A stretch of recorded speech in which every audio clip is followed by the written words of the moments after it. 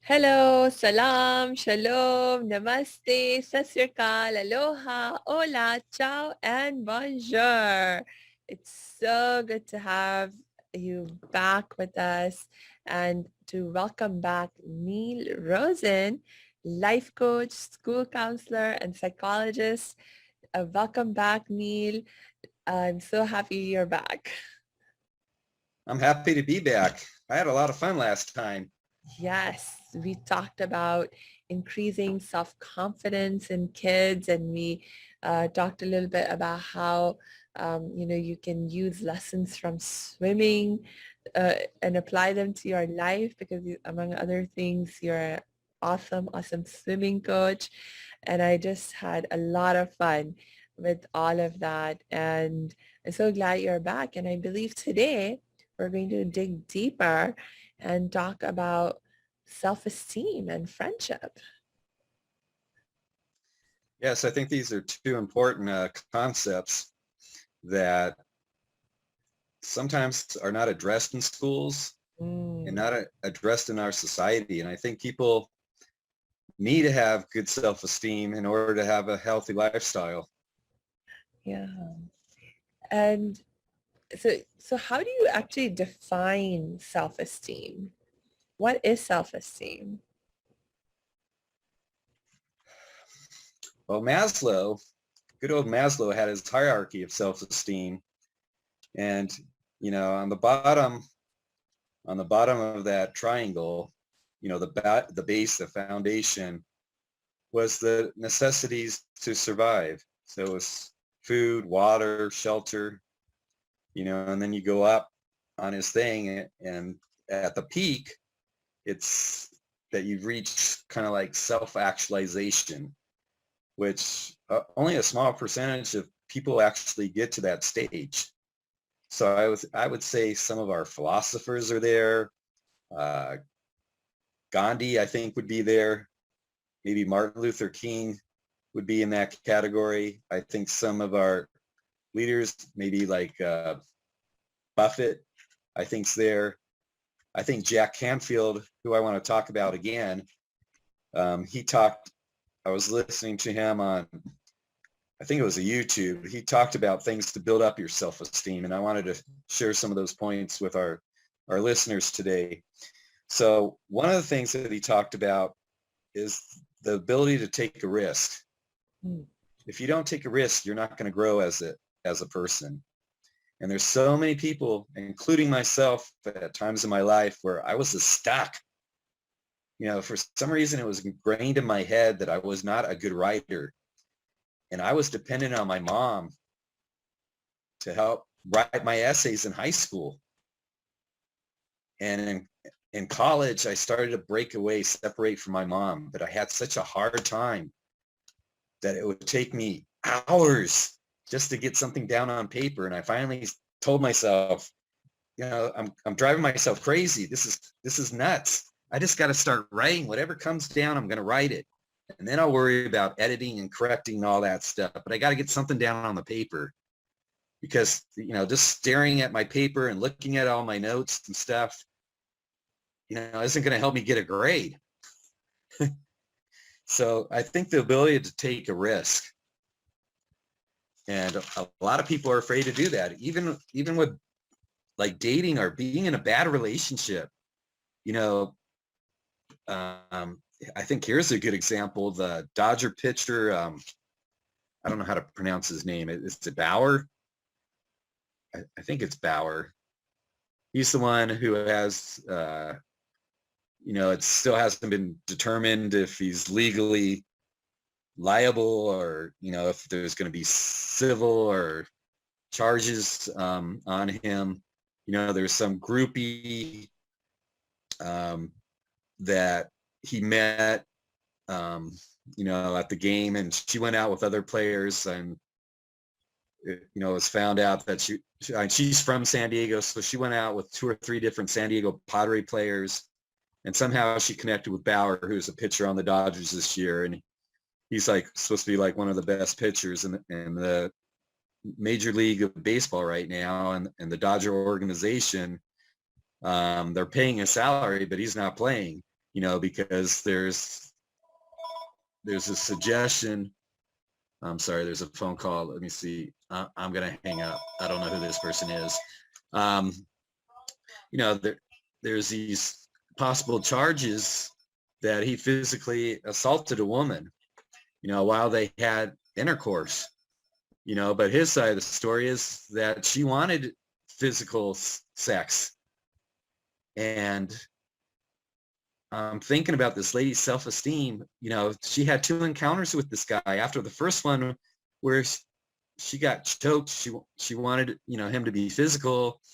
So he, kind of like choked her with her hair, I think, and she passed out. And he hit her, and there were some bruises and stuff. A person with good self-esteem would say to themselves, I'm a valued person. I'm a good person. I'm lovable and stuff. Why am I allowing someone to do this to me? And she went back to this guy a second time, and it happened again. And the second time, he was even more physical. I mean, like he punched her, in her face, and she had a bruise mark. And he punched her in her genitalia area, and she had bruises there. A person with good self-esteem and someone who loves himself wouldn't allow something like that happen. And the news reports, I guess they're accurate. They're saying that she came from an alcoholic family. So she came from a dysfunctional family. So, she probably grew up with low self-esteem. And, it's just a sad situation. Yes. That is so. What are some other things that impact people's self-esteem that might lower someone's self-esteem?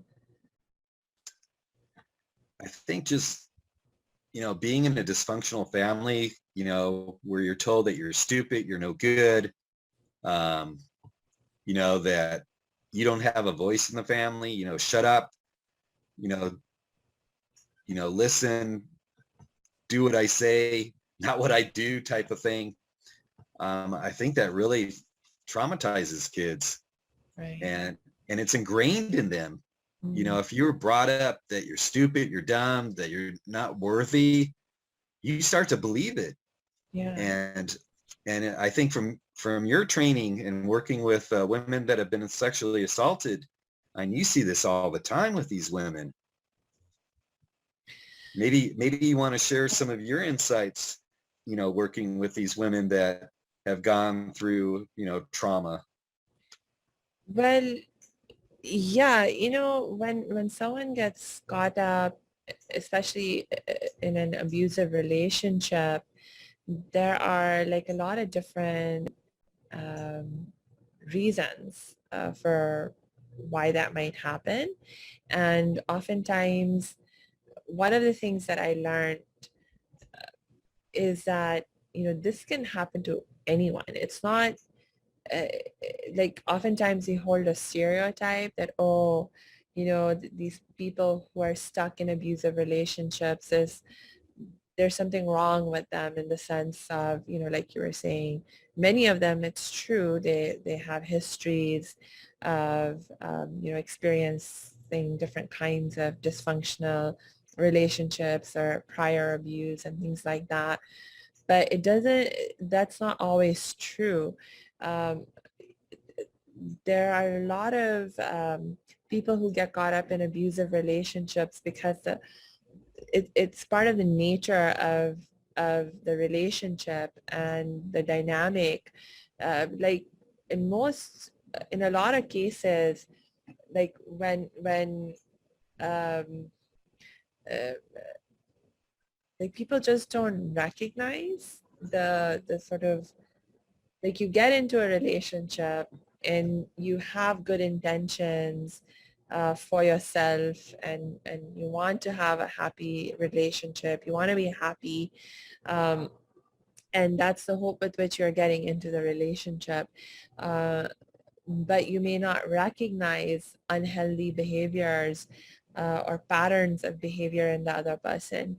And by the time you recognize what a problem they are, you're in so deep, and it becomes really difficult to get out at that point. You've been there's this notion of gaslighting that we talk about, um, which is a very common part of many, many people's experience who are stuck in abusive relationships where, you start out um, in a relationship and everything, for the most part, feels like it's going really good and great and you're Well, happy and that's excited. that's called like the honeymoon period, if I Yes. remember correctly, on the cycle of violence. Yes, you absolutely. I'm impressed, about the cycle of violence. Uh, and oftentimes, when you're first starting in a relationship, you don't know then it's a cycle. So in the beginning, things are pretty much feeling good, and you're very hopeful and optimistic about the possibility of that relationship. But then as things go on, there's more and more tension that builds up in the relationship, and there are little big incidents that might happen that, you find yourself disturbed by, that you find yourself stressed out by. And unfortunately, what happens is that if you don't recognize that those behaviors, those incidents are actually abusive in nature, then you can't take appropriate action to sort of help yourself in that situation. And a lot of times, because of that, you just you're doing your best to try and resolve things and keep the relationship going because you've already invested so much in the relationship. And that's, like part of the psychology also that keeps you, that hope that things will get better is part of what keeps people oftentimes stuck in the relationship for a lot longer than they would otherwise. Um, and then there are other dynamics at play also, where you might in fact have um, started out with good self-esteem, but over time, slowly, that person sort of beats you down and makes you believe that you're not worthy, or, that you're stupid, or, things like that. Um, Yeah, I think that happened to Nicole Brown with O.J. Simpson. mm, mm.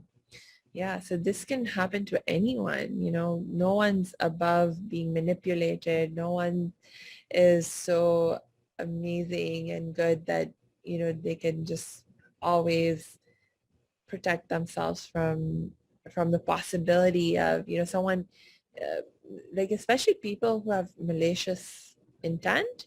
um, they know what they're doing, and they go about it very deliberately in terms of, again, this idea of gaslighting, that they sort of raise the temperature so slowly in terms of all the misbehavior and problematic abusive behavior that, you don't realize what's happening until things get really bad. I never heard that term before, gaslighting. I think that's a really good analogy to use. Mhm. Um, which brings me to the next thing on self-esteem Yeah. is that, what we're talking about in a violent relationship, that they isolate you and try to control you. Mm, And one of the things that Jack Canfield talks about on self-esteem is that it's really important to reach out to others, mm. especially during this pandemic, Yeah. to contact your family, friends, support group, your best friend, call your parents, your siblings. You know, I was looking at Facebook the other night, and this one lady said that she feels lonely. Mm, And I said, reach out to somebody. I texted her back and I said, reach out to a family member, a friend, anybody. Instead of being lonely and isolating yourself, you need to reach out. And, another thing that Jack talks about on self-esteem that I think is so true, that I think sometimes that all of us neglect to do is, especially in the helping field, in the helping profession, as, school counselors, school psychologists, clinical psychologists, social workers, anyone in the helping field, is to nurture yourself. yeah. Take time for yourself. We're so busy, and moms too. moms are so busy worrying about their husbands, their kids and stuff that they don't take time for themselves to regenerate, re-energize themselves. It's important to take time for yourselves, to go for a massage or go for a walk, or tell anyone to leave you alone so you could read your favorite book or watch your favorite TV show or listen to your favorite music. I love both of those. And I think the only note I'll make in addition to what you said is that when it comes to reaching out when you're feeling isolated or lonely, um, sometimes, you, you may not reach the right person to help you the very first time you try. This is unfortunately, like you may try to reach out to somebody and then they don't respond to you in the way that you need, for whatever reason, maybe because they're distracted, or maybe they themselves are in a tough spot, or they just don't know how to help you in the situation that you're in. And that can feel really discouraging, and that can really be disheartening. So don't give up. Like if the first person you reach out to doesn't work out, try and try again. And sometimes, it's there's also like safety concerns, like especially since we before we were talking about people who are in abusive relationships. The fact that the reason why they're isolated is not because they wanted to be isolated. It's because their abuser has created circumstances very deliberately, and made it difficult and sometimes even dangerous for them to stay in touch and stay in contact and reach out to other people for help and support, because that's part of how the abuser continues to keep you under Control. their control, right? And so sometimes there are serious safety concerns, especially for people who are in abusive relationships, in terms of reaching out for help. And it's still really important to do what you can in that context and reach out when you can in a safe way. And um, you know uh, I'll go ahead and include some links in the show notes for resources for if you are stuck in an abusive relationship and you need some help and support. Sometimes when you just reach out to friends and family, they have good intentions, but they don't, because they don't understand the nature of abuse. They don't understand the risks, safety risks that you might be facing. They can end up giving you bad advice that backfires. And so it can really help to reach out to people who really understand about these things and can provide you some support in a professional capacity. So I'll be sure to include some of those links Oh, that would be in the great. show notes. Yeah. I think it would be great to share these resources with our Yeah. listeners. Yeah, and even if there's no one else that you can immediately think about reaching out to for help, like sometimes, like practicing being your own best self, best friend can be a great first step to take. And I think that also ties into the issue of self-esteem.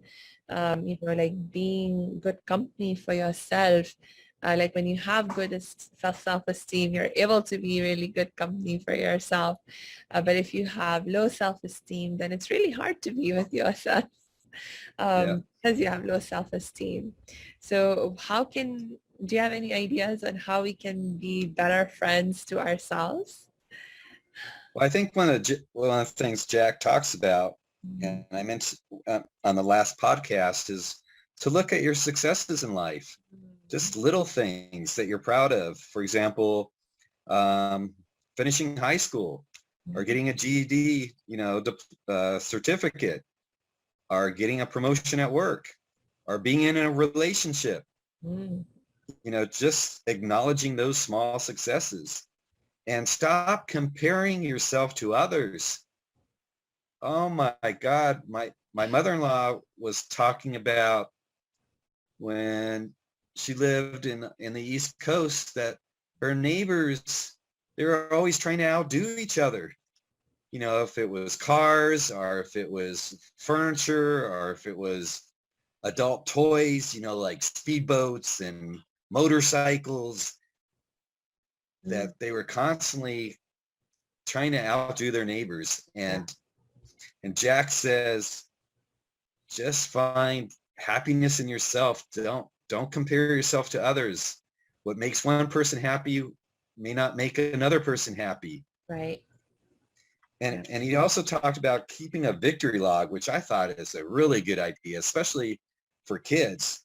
You know, everyday successes, you know, just log them in your little book like a diary. You know, Yeah. for example, like, you know, I got up on time. You know, I took my medication. Mhm. Um, I met a new friend today. I made someone feel good. I helped someone, you know, I helped the old lady cross the street. I carried her groceries. Yeah. And these are all things that you could put on, you know, on a victory log. Hmm. And Yeah. another thing Jack talks about, especially with people with low self-esteem, and I think this would really help them, is he calls it a mirror exercise. And he does this before he goes to bed each night. So he looks at the mirror and he states his name and he talks about things that he accomplished that day. Mm. You know, like what I said before, it could be simple things, you know, getting up on time. I made, you know, 5 calls to try to promote my business. Um, I planned a workshop for next week. Um, I'm doing a podcast with a colleague, you know, next month, you know, those type of things. And then he talks about managing temptations. So Mm. if you know things that are unhealthy that you continue to do, you need to distract your mind to do something that's healthier. So for example, oh, I have a sweet tooth. I think I got that from my dad, and my brother has the same thing. So instead of having like 2 huge scoops of ice cream, my wife bought these little ice cream cones from Trader Joe's, and I just have one of those instead of having 2 scoops of ice cream. Ah. Hmm. Okay, or, you know, instead of eating, you know, like a candy bar, I eat trail mix. Mm. So I try to find healthier substitutes. Yes. Yes. I love dates. A lot of Americans are not familiar with dates, but if you are a Muslim, if you live anywhere in the Middle East, you probably love dates or at least know about dates. And there are hundreds of varieties of dates, but one of the things about dates is that there are about 7, depending on the variety, they have a very high natural sugar content. Some dates have as much as 80% sugar content. It's all natural, of course, but it's like nature's candy. And so it's like an extremely satisfying sweet, like when you get that sweet craving.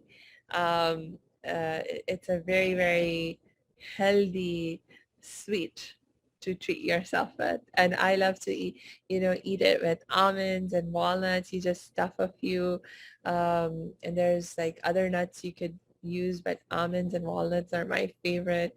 Stuff a few in the date and yum, yum, yum. So another thing that Jack talks about is with the mirror exercise in the morning, he visualizes, you know, he closes his eyes, he does meditation every morning Uh-huh. for like 5 to 20 minutes. And he visualizes things that he wants to accomplish that day. Mm-hmm. And he gives himself positive affirmation. So he's retraining his brain, especially for people who have a lot of negative self-talk. This is a great exercise. You Yeah. know, saying that, you know, I am a worthy person. I am lovable. Yeah. You know, I have friends. I am capable of doing whatever. Yeah. So instead of ingraining your brain with all this negative self-talk, you gotta switch it. And you Right. got to start talking about positive self-talk to yourself. You got to reprogram your brain. Yeah. Our brain capacity, scientists have been talking about this, I think, for the last maybe 50 or 60 years, that we only use 3% of our capacity. Can you imagine that? I think that's for like at a conscious level, what we are able to process and so forth. Of course, subconsciously, Well, that's our what I'm brain's saying. working a lot. Yeah, Right, these a lot. positive affirmations could be Yeah, subconscious, to get the subconscious part of your brain. yeah, Those negative thoughts that have been ingrained in your yeah, brain for years, yeah. you can change them. Mm-hmm. And then another thing he talks about is just helping others. I have a friend that I grew up with. I think I've known her since I was maybe 12 or 13 years old. And every Saturday I see on Facebook, her and her husband are working at one of these food donation places. So they live in Santa Clarita. So there must be some type of food center, and they're packing food and passing out food to people who need food. Yeah. And and I that makes love you it. feel good. Yeah. That makes you feel good helping somebody else. I Yeah. know for myself that I'm a people person, and if I could do anything to help someone else, that makes me feel better. For sure. It's also a great way to make friends. I mean, depending on the kind of volunteering you do, I know it's one of my favorite things to do in life too, is like volunteer in all kinds of different capacities. And one of the reasons why I love it so much, other than the awesome self-esteem boost I get, is that I get to meet amazing, amazing people who are also volunteering at the same place, same time, and you get to make really good friends. Well, plus it's a win-win situation. You're helping someone else out, plus it's making you feel good. So why not do it? That's right. That's right.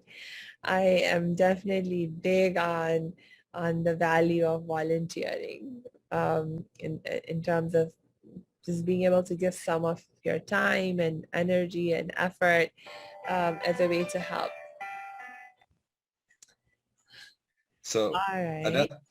another thing that Jack talks about is to evaluate your friends, people you think are your friends. I mentioned this earlier during this pandemic. Mhm. Those people who have reached out to you, those are your true friends. Yes. The people that haven't talked to you in the last 18 months or 16 months, they're not your friends. It's as simple as that.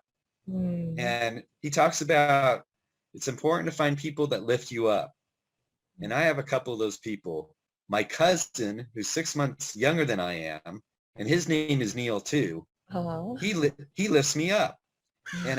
And I think our mothers did that. Our mothers talked every single day. My mom would talk to my cousin's Neil's mom, my aunt, every single day, because I think they lifted each other up. Yeah. Hmm. Yeah, I think And the kind of friendship you're talking about is like this kind of close, supportive, foundation, like a foundation that we have that provides us with the support that we need. And you don't need hundreds of friends like that. In fact, it's impossible to have hundreds of friends like that. We don't have enough time and energy to to to give to so many people. So you only need a handful of these like real true friends who will always be there for you during good times and hard times. well, it may not even be a handful. It could be two or three. Yeah, yeah, yeah, Um, Also, he talks about to avoid the people that bring you down, yeah. the people that suck your energy, Mm, the people that are always gossiping behind someone's back, um, the people that take a lot of your time and they don't give you anything in return. There's no reciprocal, what's it called? Being reciprocal. right. Yeah. Um, those that only call you when they need something out of you. Mm, These are the people that you need to avoid because they're sucking the energy out of you. yeah. Yeah. It sort of goes back to, when we're talking about earlier, like if you're in a relationship that um, is, I mean, that's part of the definition of what an abusive relationship is like. It sucks the life out of you. It sucks the energy out of you. It takes more, way, way more out of you than anything that it gives you, And so for sure, like whether and yeah, you sometimes we have friends like that we don't need in our life. And so sometimes those are, you can start there.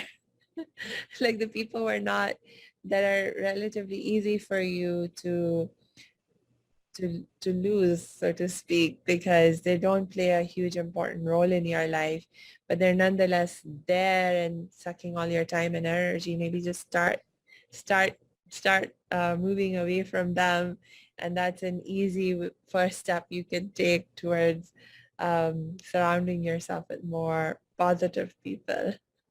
So I wanted to share, I don't know how much time we got left, but I wanted to share this poster. I took a picture of this. Uh-huh. I was substitute teaching the other day for first grade class. And I don't know how this saying goes exactly, but I remember it's like the things that like you learned in kindergarten can help you your whole life, or the things you learned in kindergarten are just the basics that you need in life or something like that. And this poster it talks about a perfect friend, and it has Snoopy. So it says, always happy to see you. That would be a good friend. Yeah. Loves to share a smile with you. There's a warm spot in their heart for you. They stand by your side when things are rough. They're full of great advice. They're always ready to listen to you. They're available to lean on, and they're good for holding and helping. Awesome. I love that. And I will have us wrap up on this really amazing positive note. Thank you again, Neil, for being with us and sharing that with us, and everything that you shared with us for that matter. And yeah, Thank you any too last for word? sharing. Oh, I think we're a great team together. We just bounce ideas off each other. indeed, indeed. All right. Okay. So everyone, we'll see you next time. And in the meantime, make sure you check out the links that we share with you in the show notes for the resources I mentioned earlier, but also how you can connect with Neil and how you can connect with me. And we'll see you soon. Take care. Hey, thanks for tuning into this episode. Hope you're getting value out of it. For your information, this episode has been sponsored by the Happiness 101 program. Are you a change maker, coach, trainer, or healer?